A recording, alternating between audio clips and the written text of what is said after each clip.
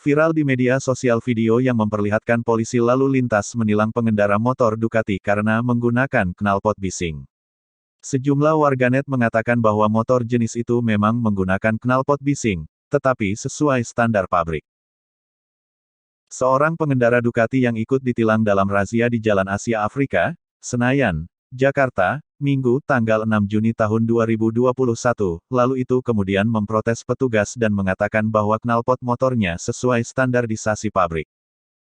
Kasat Patwal Ditlantas Polda Metro Jaya AKBP Argo Wiono mengatakan, polisi telah mengembalikan surat izin mengemudi pemilik Ducati yang ditilang. Ditlantas Polda Metro Jaya pun akan mengedukasi jajarannya terkait spesifikasi standar motor pabrikan ber-CC besar agar kesalahan yang sama tidak terulang. Menurut Argo, sejauh ini anggotanya hanya berupaya untuk tidak tebang pilih dalam menindak baik terhadap pengendara motor ber-CC kecil dan besar yang melanggar.